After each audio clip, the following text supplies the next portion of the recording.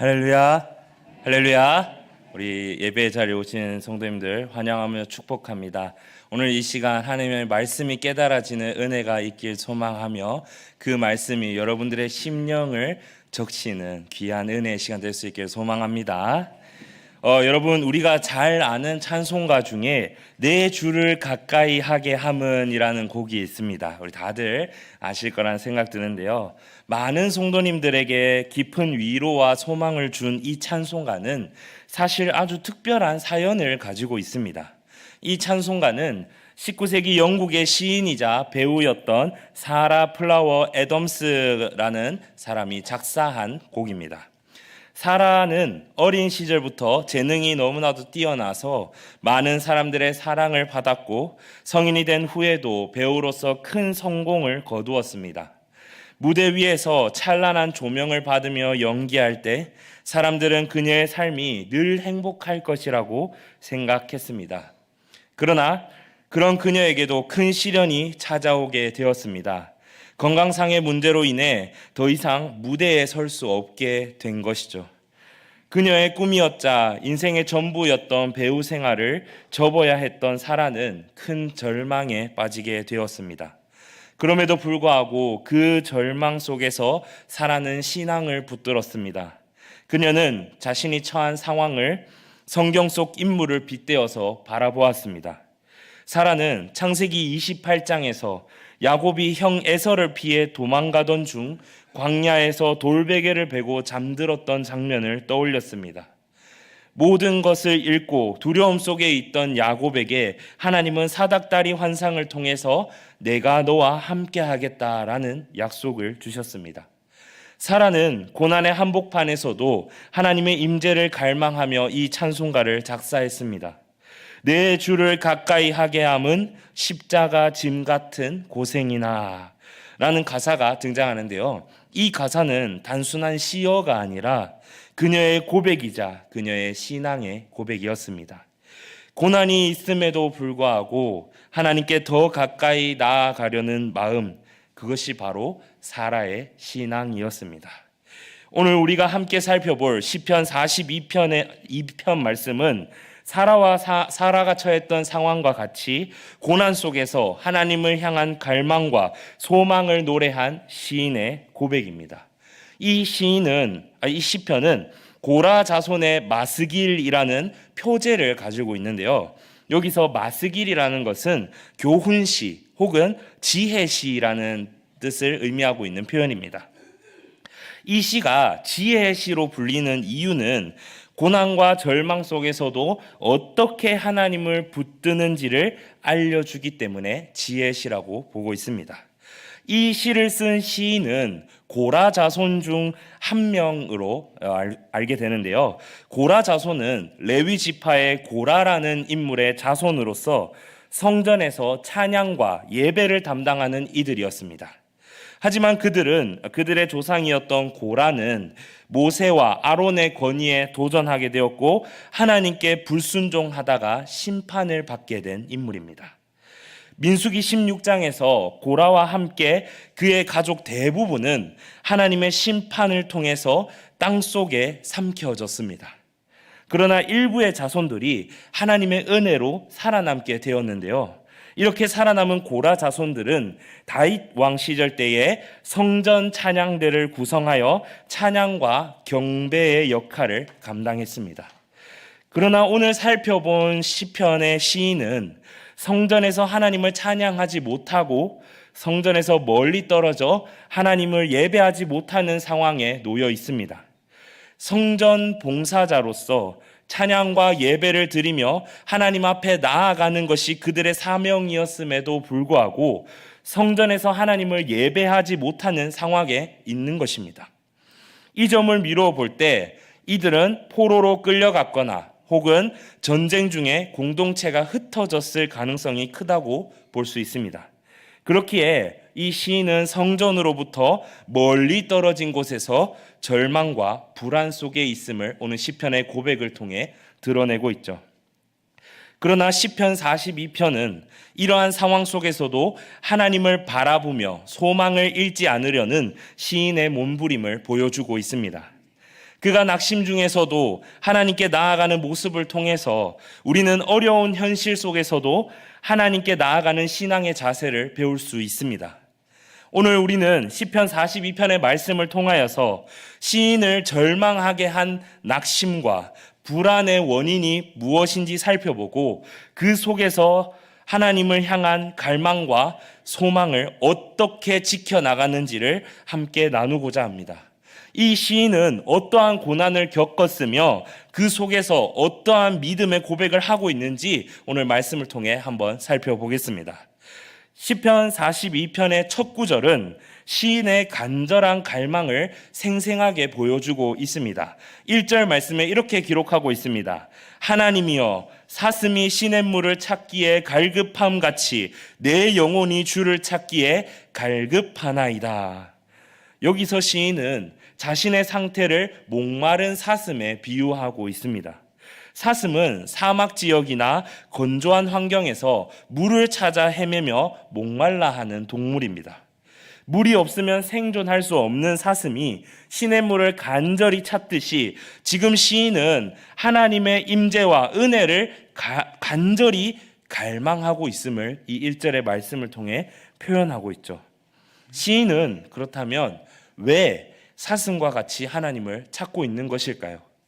하나님을 만나지 않으면 살 수 없기 때문이었습니다. 시인은 하나님을 만나지 않으면 죽을 것 같은 심정으로 하나님을 지금 찾고 있습니다. 시인의 상황을 명확하게는 알 수 없겠지만 포로로 끌려갔거나 전쟁이라는 어려움 속에 있음을 우리는 유추해 볼 수 있습니다. 이러한 어려움 속에서 시인은 하나님을 찾고 있죠. 우리도 인생의 고난이 찾아오면 하나님을 찾게 됩니다. 만약 우리가 고난 속에서도 하나님을 예배하지 못한다면 어떠하겠습니까? 정말로 답답하지 않겠습니까? 시인은 이 고난 속에서 영적 목마름으로 인해서 하나님의 임재를 지금 갈망하고 있습니다. 시인이 이러한 목마름을 느끼는 이유가 있습니다. 오늘 본문 말씀에서는 크게 세 가지를 소개하고 있는데요. 하나씩 한번 말씀을 통해 찾아보겠습니다. 그 첫 번째 이유는 시인이 하나님의 얼굴을 보지 못했기 때문입니다. 오늘 2절 말씀에는 이렇게 고백하고 있습니다. 내 영혼이 하나님 곧 살아계시는 하나님을 갈망하나니 내가 어느 때에 나아가서 하나님의 얼굴을 배울까. 시인의 가장 큰 고통은 하나님의 얼굴을 보지 못하는 것이었습니다. 시인이 성전에서 하나님 앞에 나아가 예배드리고 찬양하며 하나님과 교제했던 시간이 이제는 과거의 기억 속에만 남아 있습니다. 고라 자손으로서 성전 찬양대를 섬겼던 시인은 늘 하나님의 임재 안에서 기쁨을 누렸던 사람입니다. 그러나 지금은 성전과 멀리 떨어져서 하나님을 예배하지 못하는 현실이 그에게 깊은 절망을 안겨주고 있습니다. 예배를 너무나도 드리고 싶어도 예배를 드리지 못하는 현실로 인해서 절망 속에 있는 것이죠. 그러나 정말로 중요한 것은 그 절망 속에서도 시인은 하나님을 찾고 있다는 것입니다. 내 영혼이 하나님을 갈망하나니 라는 이 시인의 고백은 비록 시인의 현실은 절망적이겠지만 시인은 하나님을 향한 갈망을 포기하지 않았음을 보여주고 있습니다. 두 번째로 시인이 지금 상황 속에서 절망하고 있는 이유는 사람들의 조롱과 멸시 때문이었습니다. 오늘 본문 3절 말씀에 이렇게 기록하고 있습니다. 사람들이 종일 내게 하는 말이 내 하나님이 어디 있느냐 하노니 이 내 눈물이 주야로 내 음식이 되었도다. 시인은 고난 속에서 외부로부터 조롱과 멸시를 받고 있습니다. 내 하나님이 어디 있느냐라는 이 비난은 단순히 하는 말이 아니라 시인의 신앙 자체를 조롱하는 말이었습니다. 시인은 외부 사람들로부터 듣게 되는 말들로 인해서 주야로 눈물을 흘리며 괴로워합니다. 이 조롱은 단지 사람들의 비웃음이 아니라 시인의 신앙과 하나님의 존재에 대한 근본적인 도전이었습니다. 우리의 믿음은 들음과 관련되어 있음을 우리 성도님들 너무나도 잘 아실 겁니다. 그 때문에 로마서 13장 10절 말씀은 이렇게 고백하죠. 믿음은 들음에서 나고 들음은 그리스도의 말씀으로 말미암느니라. 우리의 믿음은 들음에서 납니다. 우리가 말씀을 듣고 복음을 들어야지 믿음이 흔들리지 않고 살아갈 수 있습니다. 그러나 지금 시인의 상황을 보십시오. 하나님을 예배하고 싶어도 함께 예배하지 못하고 하나님의 말씀을 듣지 못하는 상황 속에 있습니다. 이러한 현실에 처해 있는 시인에게 사람들은 이렇게 말하고 있죠. 너가 믿는 하나님이 어디 있느냐? 한번 보여줘 봐라. 이렇게 조롱을 하고 있습니다. 여러분도 신앙을 지키려고 할 때 세상으로부터 비난과 조롱을 받은 경험이 있지 않습니까?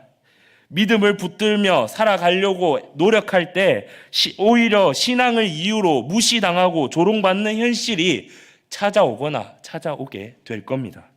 그때 우리는 흔들리거나 낙심하게 되죠. 이처럼 시인도 눈물이 내 음식이 될 만큼 힘든 절망 속에 빠지게 되었습니다. 마지막으로 시인은 과거의 영광과 현재의 절망 사이에 괴리감 때문에 너무나도 절망하고 있습니다. 오늘 말씀 4절 말씀에는 이렇게 고백합니다. 내가 전에 성의를 지키는 무리와 동행하여 기쁨과 감사의 소리를 내며 그들을 하나님의 집으로 인도하였더니 이제 이 일을 기억하고 내 마음이 상하는도다. 여기서 시인은 과거의 영광스러운 예배 경험을 회상하면서 현재와의 괴리감을 크게 느끼고 있습니다. 과거에는 성전에서 무리와 함께 찬양하며 하나님께 나아갔던 기쁨의 순간이 있었습니다. 그러나 지금은 이 모든 것들이 사라지고 고립된 현실 속에 놓여 있죠. 과거의 은혜를 기억하는 것은 우리 신앙에 있어서 정말로 중요한 부분입니다. 그러나 때로는 과거와 현재의 극명한 차이가 나에게 더 큰 절망을 안겨주기도 하는 것 같습니다. 왜 지금은 그때처럼 기쁘지 못한 걸까? 왜 지금은 하나님께서 나와 함께하지 않는 것처럼 느껴지는 걸까? 라는 질문이 우리의 마음을 무겁게 할 때가 있습니다. 하나님을 예배할 수 없고 사람들의 비난과 멸시 속에서 과거에 비해 지금은 너무나도 초라해 보이는 절망 속에서, 즉 낙심과 불안이 나를 삼키고 있는 상황 속에서 시인은 5절의 말씀을 고백합니다. 5절의 말씀을 우리 함께 읽어보겠습니다. 시작. 내 영혼아, 내가 어찌하여 낙심하며 어찌하여 내 속에서 불안해하는가? 너는 하나님께 소망을 두라. 그가 나타나 도우심으로 말미암아 내가 여전히 찬송하리로다. 아멘. 시인은 낙심 속에서도 자신의 영혼을 꾸짖으며 하나님을 바라보라고 권면합니다. 그는 현실이 너무나도 힘들고 절망적이었지만 그럼에도 불구하고 하나님은 반드시 나를 도와주실 거니까 내가 찬양하자라고 다짐하고 있습니다. 이 모습은 단순히 시인의 긍정적인 사고가 아니라 하나님의 신실하심을 확신하며 나아가는 시인의 믿음의 태도였습니다. 우리가 신앙의 길을 걸어가면서 낙심과 불안 속에서 하나님의 도우심을 확신하는 신앙을 가지는 것은 결코 쉽지 않습니다. 낙심과 불안은 우리를 삼켜서 하나님의 신실하심을 보지 못하도록 우리의 생각과 눈을 가립니다. 비록 시인은 자신이 처한 상황으로 인해 낙심하며 불안해하고 있지만 하나님을 바라보는 신앙의 끈은 놓지 않았습니다. 사랑하는 성도 여러분, 우리 역시 영적인 침체와 절망의 순간을 마주할 때가 있습니다. 하나님을 예배할 수 없고 사람들의 비난과 조롱이 들려오며 과거의 은혜는 기억 속에만 남아있을 때 우리의 마음은 흔들리게 됩니다. 그러나 오늘 본문의 시인처럼 어려움 속에서 더욱 하나님을 바라보며 소망을 잃지 않는 믿음을 가질 수 있는 저와 여러분들이 되시기를 소망합니다. 우리 앞선 5절까지의 내용에서 우리는 시인이 하나님을 갈망하며 고백하는 모습을 보았습니다. 그러나 현실의 무게는 시인의 결단과 고백을 쉽사리 무너뜨리는 것 같습니다. 신앙 안에서 시인이 다시 일어서려고 하는 순간 우리의 마음을 무겁게 짓누르는 상황들이 다시금 찾아오게 됩니다. 시편 42편의 시인은 또다시 낙심과 불안 속에 빠져들며 그 고통의 이유들을 고백하고 있습니다. 오늘 말씀 6절 말씀에 이렇게 고백합니다. 내 하나님이여, 내 영혼이 내 속에서 낙심이 되므로 내가 요단 땅과 헤르몬과 미살산에서 주를 기억하나이다. 시인은 자신의 내적 고통을 숨기지 않고 고백하고 있습니다. 내 영혼이 내 속에서 낙심이 되므로 라는 이 표현을 통해서 시인의 내면 깊은 곳에서부터 일어나는 절망과 고통을 생생하게 표현하고 있습니다. 시인의 처소는 요단 땅과 헤르몬과 미살산으로 지금 묘사되고 있는데요. 이 지역들 모두 예루살렘 성전에서 매우 먼 거리에 있는 북쪽 지역들입니다. 이는 시인이 성전에서 멀리 떨어져 외로이 고통당하고 있는 상황임을 이 지역을 통해 암시하고 있는 것이죠. 하지만 놀라운 사실은 그럼에도 불구하고 시인은 그곳에서 주를 기억하니다라고 고백하는 것입니다. 이는 비록 환경은 힘들고 현실은 고통스러워도 하나님을 기억하고 의지하려는 시인의 의지를 우리는 볼 수 있습니다. 우리도 신앙의 여정을 걸어가다 보면 영적으로 고립된 것 같은 순간을 경험하게 됩니다. 하나님이 멀리 계신 것처럼 느껴지게 될 때 그때야말로 주님을 기억하고 떠올려야 할 때입니다.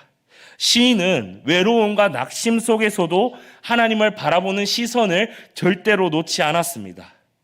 이어서 시인은 자신이 마주하고 있는 고통을 비유를 통해 설명하고 있습니다. 오늘 말씀 7절 말씀에 이렇게 고백합니다.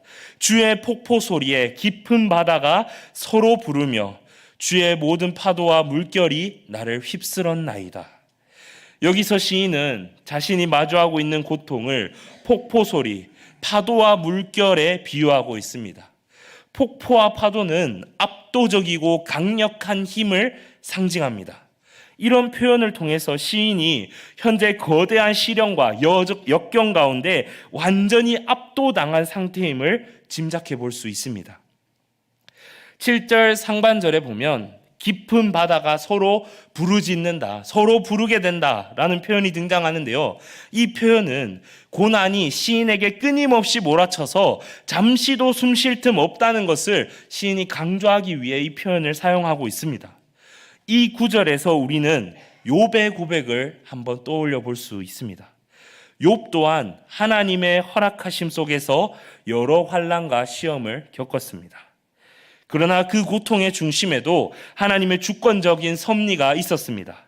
마찬가지로 시인은 하나님께서 이 모든 상황을 주관하고 계심을 인정하고 있습니다. 이는 시인의 단순한 운명론적인 수용이 아니라 하나님의 섭리 안에 본인이 살고 있음을 신뢰하는 시인의 신앙 고백입니다. 시인은 절망 속에서도 자신의 신앙을 붙들고자 지금 끊임없이 노력하고 있습니다. 오늘 함께 나눌 말씀 8절 말씀에 이렇게 고백하고 있습니다. 낮에는 여호와께서 그의 인자하심을 베푸시고 밤에는 그의 찬송이 내게 있어 생명의 하나님께 기도하리로다. 고난 중에도 시인은 낮과 밤을 구별하면서 하나님의 인자하심을 기억하려고 노력했습니다. 이는 그가 고통 속에서도 신실하신 하나님을 신뢰하고자 하는 노력을 결코 멈추지 않았음을 보여주고 있습니다. 낮에는 여호와의 인자하심을, 밤에는 찬송을 고백하는 이 시인의 태도는 그가 하나님의 선하심을 끝까지 붙들고 있는 믿음의 자세였습니다. 사랑하는 성도 여러분, 우리도 낮과 밤이 교차하는 우리의 삶 속에서 하나님의 인자하심과 그를 향한 찬송을 놓지 말아야 합니다. 낮에는 하나님의 은혜를 기억하고 밤에는 그 은혜를 노래하는 믿음의 삶을 살아가시길 소망합니다. 이는 단순히 우리의 감정을 넘어서 신앙적 태도와 결단이라는 것을 기억하시며 살아가시길 바랍니다. 그런 노력에도 불구하고 시인은 자신이 마주하고 있는 현실에서 벗어날 수는 없었습니다. 오늘 함께 나누는 말씀 9절과 10절 말씀에 이렇게 고백합니다. 내 반석이신 하나님께 말하기를 어찌하여 나를 잊으셨나이까? 내가 어찌하여 원수의 압제로 말미암아 슬프게 다니나이까 하리로다. 내 뼈를 찌르는 칼같이 내 대적이 나를 비방하여 늘 내게 말하기를 내 하나님이 어디 있느냐 하도다. 시인은 하나님을 반석이라고 고백하면서도 하나님이 자신을 잊으신 것 같은 절망감을 호소하고 있습니다. 이 고백 속에는 하나님을 향한 시인의 믿음과 시인에게 처한 현실의 괴리감이 선명하게 드러나고 있습니다. 한편으로는 하나님이 변함없으신 반석이심을 시인은 너무나도 잘 믿고 있지만 그가 마주하고 있는 현실은 대적자들로부터 비방과 조롱을 받고 있는 이러한 것들로 삶이 가득 차 있는 상황 속에 있습니다. 시인이 10절에서 고백하고 있는 내 뼈를 찌르는 칼같이라는 이 표현은 시인이 느끼는 그 고통의 깊이를 생생하게 느낄 수 있는 것 같습니다. 시인은 신앙의 기초마저 흔들릴 정도로 깊은 고통 속에서 그가 마주한 현실과 지금 씨름하고 있습니다. 하지만 시인은 그럼에도 불구하고 하나님께 부르짖는 것을 포기하지 않았습니다. 절망 중에서도 하나님을 향한 호소와 신앙 고백을 포기하지 않는 그의 모습을 통하여서 우리도 고난 속에서 하나님을 향한 믿음을 포기하지 말아야 함을 우리가 다시 한번 느끼게 되는 것 같습니다.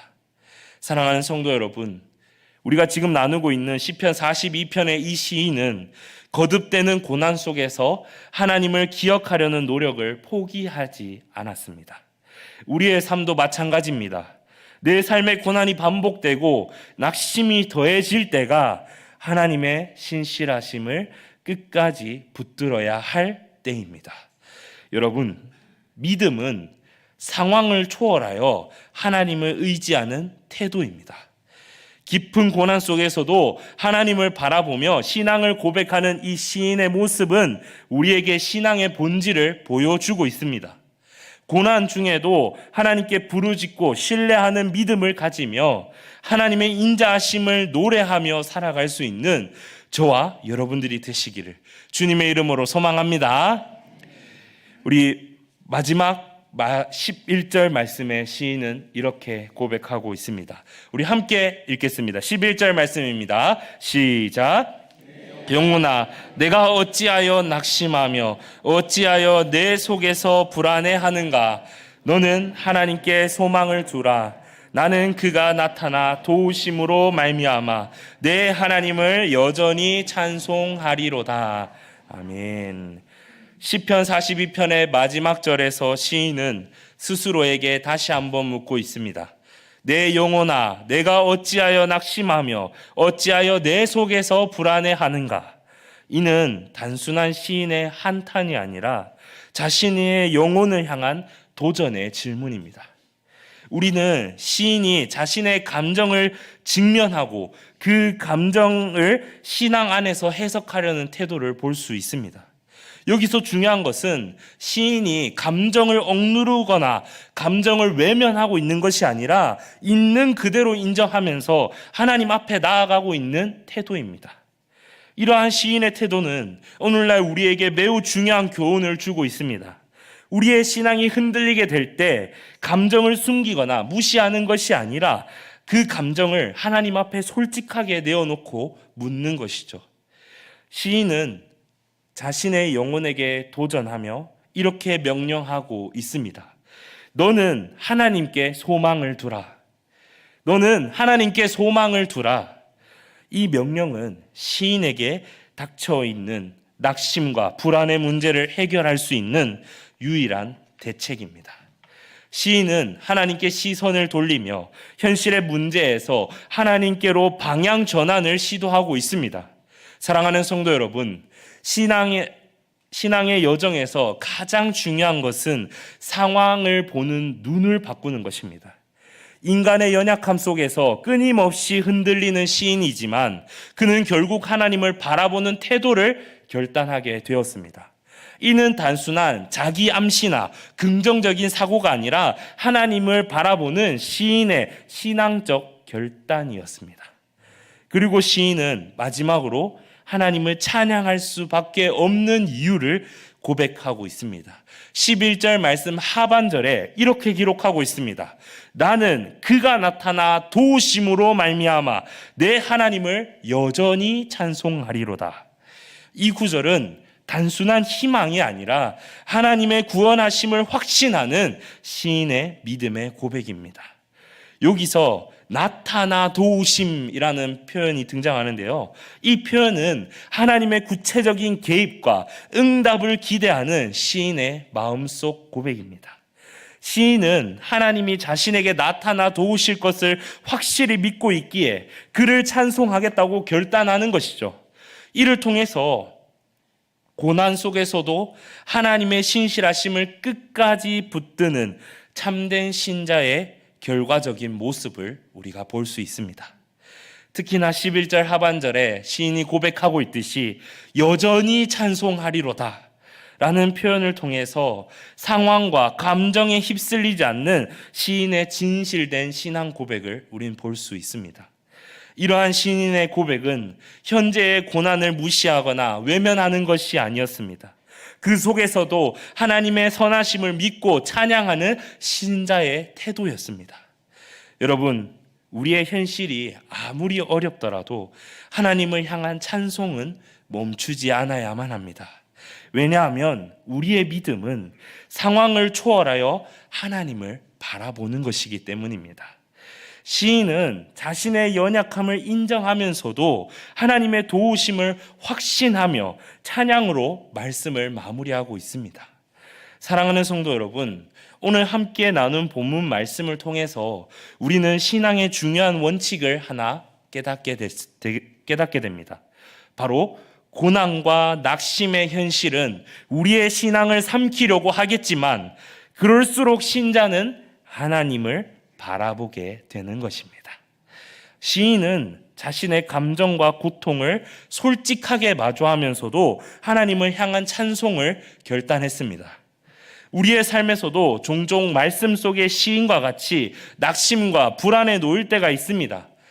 그러나 그때마다 신자는 하나님을 바라보며 믿음으로 선포할 수 있어야 합니다. 믿음은 현실을 무시하는 것이 아니라 현실 속에서도 하나님을 붙드는 태도입니다. 시인이 하나님을 찬송할 수 있었던 이유는 하나님이 도우실 것을 확신했기 때문입니다.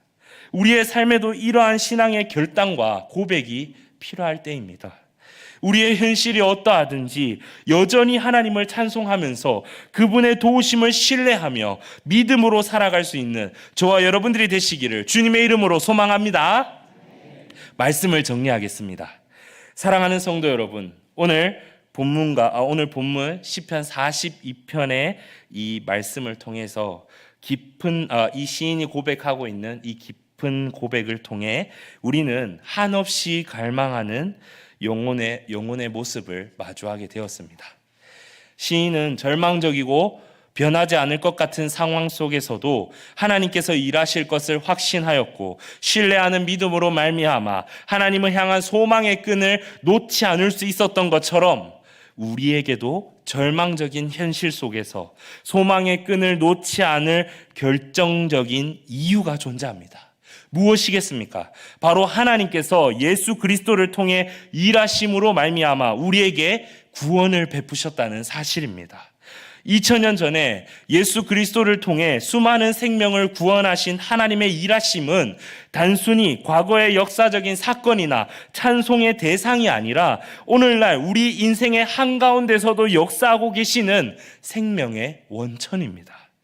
그리스도께서 우리를 위해 이루신 이 구원의 역사와 부활의 승리는 우리가 어느 순간 깊은 고난에 빠지더라도 하나님께서 반드시 일하시고 우리를 인도하시는 확신의 기초가 반석이 되어 줄 것입니다. 시편 기자가 한때 성전과 멀리 떨어져서 외로움과 절망에 잠겼음에도 성전으로 돌아가서 하나님을 예배하고 찬송할 것을 기대하며 내 영혼이 주를 갈망하나이다 라고 고백하고 있는 것처럼 저와 여러분도 이 세상의 허망한 것들의 마음을 빼앗기지 않고 우리가 돌아갈 고향인 완성된 하나님 나라, 곧 영원한 본향을 간절히 소망하시길 축복합니다. 개혁주의 신학자인 존 칼빈은 그의 살아생전에 이런 고백을 남겼습니다. 이 세상에 고통이 많은 것은 천국을 사모하는 마음을 가지게 하기 위함이다. 이 귀한 진리는 우리에게 고난 가운데서도 소망은 오직 하나님밖에 없다는 사실을 심겨줍니다. 고난의 시간 속에서도 우리에게 참된 소망과 기쁨을 선사하시는 하나님을 바라보며 그분의 섭리와 도우심을 의지해야 함을 다시 한번 마음에 새겨야 합니다. 우리의 각자의 아픔과 슬픔 그리고 무력함 속에서도 하나님은 변함없이 일하시며 우리를 붙들어 주실 겁니다. 오늘 본문의 시편 기자가 고난 가운데서도 내 영혼아 내가 어찌하여 낙심하며 어찌하여 내 속에서 불안해하는가 너는 하나님을 바라라 라고 자문했던 그 도전의 말을 기억하며 우리도 고난의 순간마다 하나님께 눈을 돌리고 믿음으로 찬양하는 삶을 살아가야 됩니다. 우리의 눈앞에 보이지 않는 어둠과 역경이 아무리 커 보일지라도 하나님께서는 그 모든 것들을 능히 감당하시며 우리에게 반드시 은혜의 빛을 비춰 주실 겁니다. 마치 과거의 성전에서 누렸던 하나님과의 친밀한 예배를 그리워했던 이 시편 42편의 기자처럼 우리도 언젠가 온전히 회복될 하나님 나라, 완성될 본향에 들어갈 그날을 간절히 소망하며 기대하고 기도하시길 바랍니다. 하나님께서는 베드로전서 5장 10절의 말씀을 통해서 그의 자녀들에게 분명히 약속하셨습니다. 5장 10절의 말씀 우리 함께 읽어보겠습니다. 시작. 은혜의 하나님 곧 그리스도 안에서 너희를 부르사 자기의 영원한 영광에 들어가게 하시니가 잠깐 고난을 당한 너희를 친히 온전하게 하시며 굳건하게 하시며 강하게 하시며 터를 견고하게 하시리라. 아멘. 이제 우리 각자가 당면에 있는 고난의 시간 속에서도 하나님의 약속을 신실하게 이루어 주시는 하나님을 인정하고 의지하고 그분의 역사하심을 찬양하는 삶을 결단할 때가 왔습니다. 우리의 고난의 순간마다 하나님께서는 반드시 일하실 것입니다. 우리 영혼은 온전히 회복되고 결국에는 그분의 영광 가운데 우리를 온전하게 하시며 굳건하게 하시며 강하게 하실 것입니다. 그러므로 오늘 이 말씀을 마음에 깊이 새기시고 고난 속에서도 결코 희망을 잃지 않으며 오직 하나님만이 주시는 구원의 소망을 붙들고 살아가는 저와 여러분들이 되시기를 주님의 이름으로 축복합니다.